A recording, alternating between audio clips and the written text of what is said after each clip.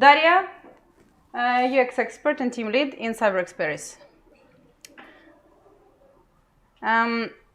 Being a UX lead for a bank, I absorbed financial knowledge, and I will share private economy tips on how you can be smarter with your money.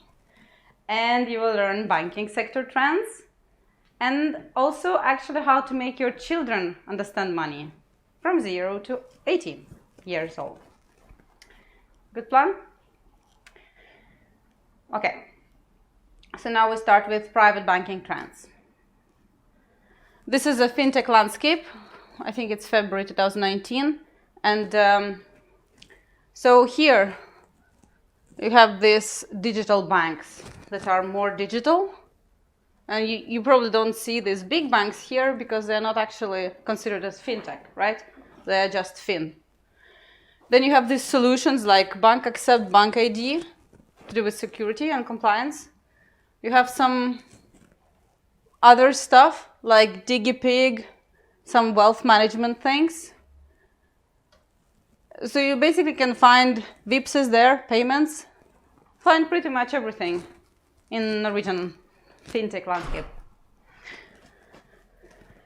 And I will tell just 4 small, big tendencies when it comes to banking for you as a person. The first one is context-based automations, that customers expect automation communication on email, SMS, push messages, etc., in combination with contextualized data that is relevant for their circumstances. Good. Yeah. It also helps for business because this is how they can effectively sell their products and services, keep customers informed at different stages of their journey, and promote different upsells, upgrades, etc., plan renewals. Another one is voice commands. On one hand, customer just wants to call a bank and just that there is no security questions, bank just knows who you are.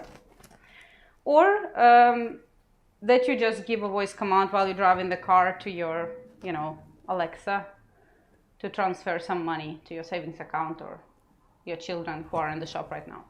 This is general expectations. Another expectation is that both human armed chats are available 24 hours a day, and of course these chatbots they were pretty popular recently. Both are expectations from customers. So let's say chatbot can solve like some more like automated things, and maybe human advisor can say, okay, you need this to buy this house tomorrow, so let me check how I can help you. Here is your deal and proposal. Things like that. But the expectation from the customer is that it has to be available all day and night. And the other one, like the most normal one, the biggest that you guys expect, is that everything has to be self-service, that you can basically do everything you want without actually having to call anybody. You can just solve the whole flow on your phone, for example, fully digitalized. So this was trends. And now we're going to daily banking and using daily bank for you as a normal private person. So first thing I want to mention is PSD2 directive. It's not Photoshop file type for designers who sit here.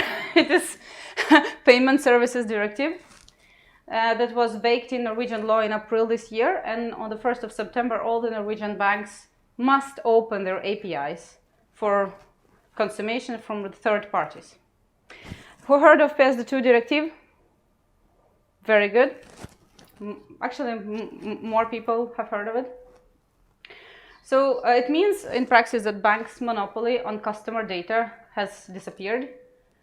Customers can give third-party providers like social media platforms, messaging apps, permission to retrieve account data from their banks. And these third parties can initiate, for example, payment for the users directly, on your behalf. You can do also like money managing and lending also via these third parties. Which means that banks might lose a lot of their daily interaction with the customer So they have to really catch up and create equally attractive services and solutions.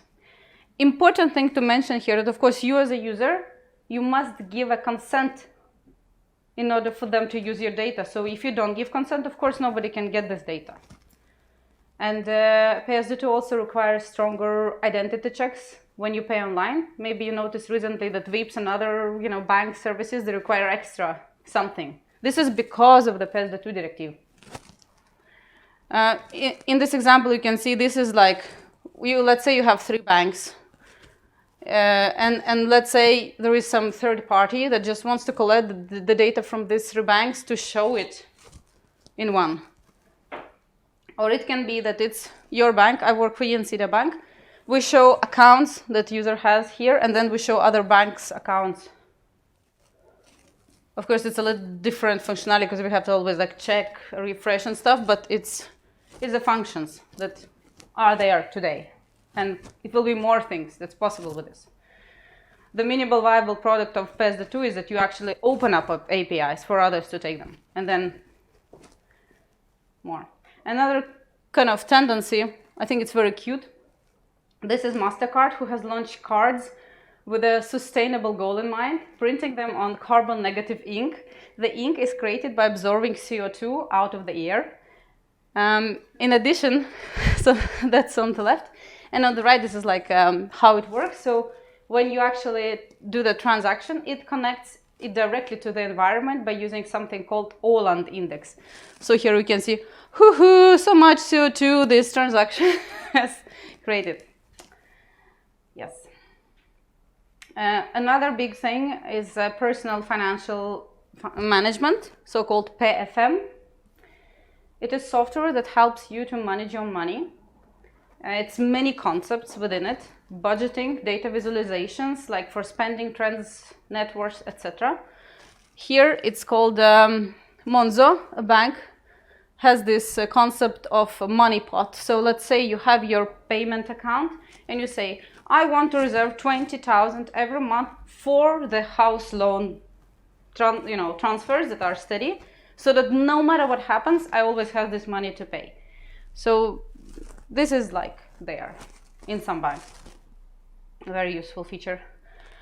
Or this is, let's say, a third-party provider that provides budgeting tools.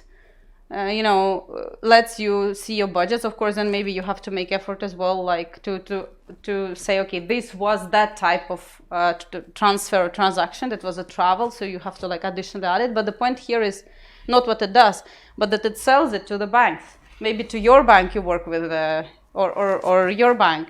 So banks can use this feature and just put their own front end on it and use it in their solutions. Or you can make it from scratch. For example, this app is called Dreams. It's just focused on one thing, on savings. You can create private dream, like your own, not what you thought. Or like some with your friends. For example, you can collect money for a trip. And then you have to like, on the go, you can like decide, maybe there comes a thief and just steal some money extra to this thing, or you do a steady transfer, you can like put extra money whenever you want.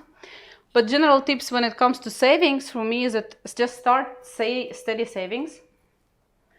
You will be surprised how much you actually save in the end of the year on your savings account if you do the fast savings. This is main advice from the bank people in the business where I work. They say, yeah, people should start steady fixed savings. This is another app, also delivering saving goals, just another example. This is a visualization of, your savings, aktier, fond, etc. in S-banken. So both banks that we know and just like some new fintechs, one can say, are coming up with different solutions around this topic. Another tip from me is I asked the person who was leading the funds in Ciber Bank, what's the main tip you have for me here? And she say, convert your fund konto into aktiesparekonto. Have you heard of this thing? Anybody? Good. So, I don't know, I could show you a small video on that. trolls. The concept is that before the end of the year, you still have time to convert it. And it means that, I don't know why it doesn't work, but the point is that you don't... Høsten blir en potet til mange. Ved gode vekstvilkår blir det god avkastning på en gammel potet. Og sånn kan det også være med aksjesparing. Og med en aksjesparekonto kan investeringene virkelig gi god avkastning. Tar du ut innskuddene, altså det du puttet inn, skatter du ingenting. Tar du ut gevinst derimot, ja, da må du skatte.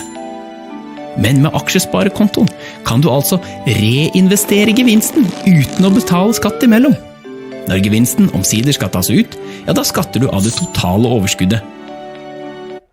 So you can reinvest the profit with aksjesparekonto. You cannot do it with, let's say, fund account, fund package. Of course, if you have a lot of minus stuff, it's not so useful because what gevinst you will have minus on minus. Now, we're going into bank for children, but it's actually useful for grown-ups too. So first, start early and talk to your kids about money. Explain how they work. So here, you know, my kids are playing with their dad this Lego thing, and you know, he just tells them a little bit like, be nice to our customers or there will be no business in this ice cream shop, because my little one was throwing this customer like bam, bam, bam. Or for example, even easier one, do not eat inventory. Very simple, but but you know, take early, start early, and then like grow on it. Yeah. So talk to a kid about these things, like where the money on the card comes from when they grow a bit bigger, right? Prices for things that your kid wants to buy, like separately and together, because he has to understand that kid cannot get it all.